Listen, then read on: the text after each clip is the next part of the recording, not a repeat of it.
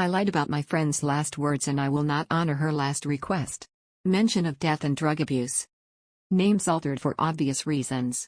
Apologies for the long post, it's good to get these feelings out. My friend Amy died a couple of months ago and I was the last one to see her alive.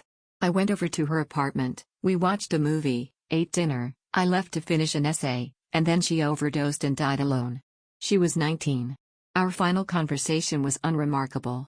I said it was good to see her, thanked her for the food, we made plans for the sports we were going to play together the following week. I told her I would send her a bread recipe we had talked about. She said she was excited to bake it to bring to a potluck that was coming up. She wished me luck with the essay and I said I would try, but Brian, my roommate, was always loud and distracting, so hopefully I could get it done before he came back from clubbing. She laughed, and the very last thing she said was to say hi to Brian for me. Amy did not answer messages the next day, so I sent her roommate, Kara, a message to ask if everything was okay. Kara had been staying nearby with her boyfriend, so went home to see what was happening, and found Amy's body. She let me know what had happened, and after that there were police and all sorts. It was a shock, and confusing, but I did not pry for details. Amy and Kara were incredibly close, practically sisters, so I absolutely did not want to bother her with questions, and the police had investigating to do. I was asked to describe the evening. Amy used drugs frequently. They don't think the odd was on purpose, but they wanted to know if she was acting strangely, had she taken anything while I was there, what time did I leave, etc., and the death was deemed not suspicious. Amy had not contacted anyone online after I left, so I was the person she last spoke to. Kara asked me what her last words were. I lied.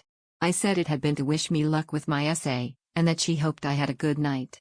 Amy had always been positive and such a genuinely lovely soul. Well wishes were fitting last words. I did not say anything about saying hi to Brian.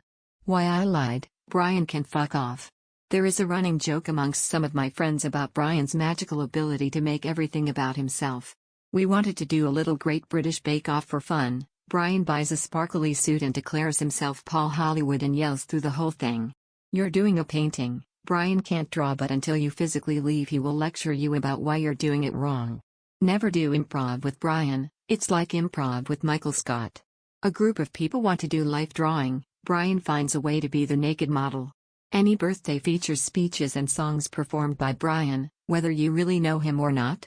Someone was going to come out as gay and was planning a little picnic for it. Fucking Brian decided to come dressed as a drag queen to take the pressure off.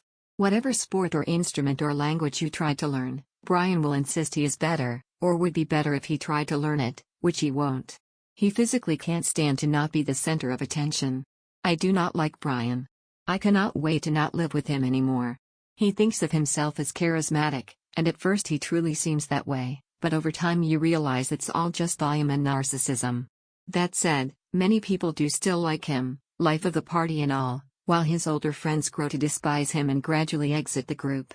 I was one of the first people to find out that Amy had died, and that evening I called my best friend to get it off my chest and because I needed to vent feelings.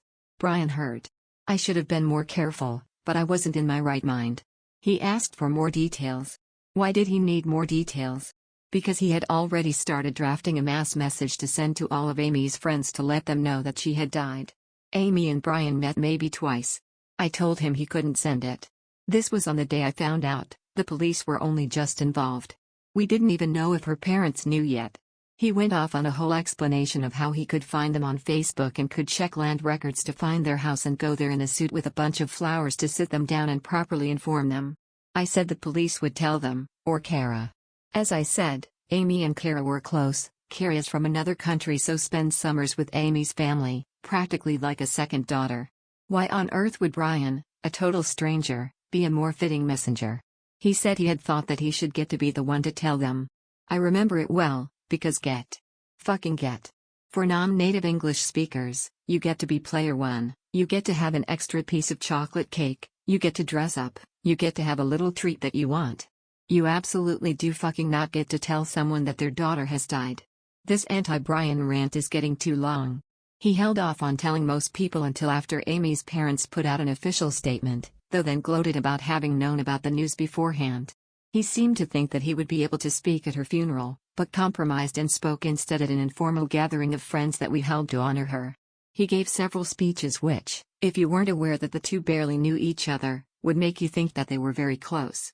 He led a number of vigils, events, gatherings, which, yes, were a good morning opportunity for many people, but I'm too far gone with disliking him that I can't see it as anything other than him trying to gain an ownership of the situation.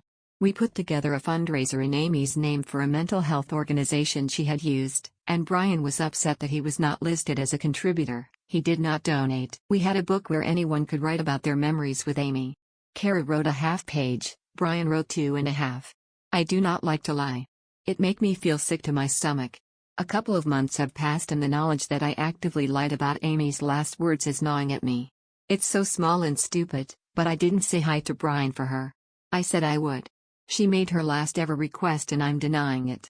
I'm sorry for the paragraphs about what a massive asshole he is, but I hope it demonstrates my point. This is what he is like. This is how he behaved thinking a mutual friend he'd only met a couple of times had died. Imagine what he would have been like if he knew that her last words were about him. I confess, channeling my negative feelings into hating how he has turned this into a main character moment has channeled them away from me and the obvious fact that I left her alone to die. I think my anger at myself for the lying might be part of the overall guilt I feel about it, but that's what therapy is for. Thank you for reading. I have given this a lot of thought and I'm not going to tell anyone what she said, but I needed to get it out of my brain and into words.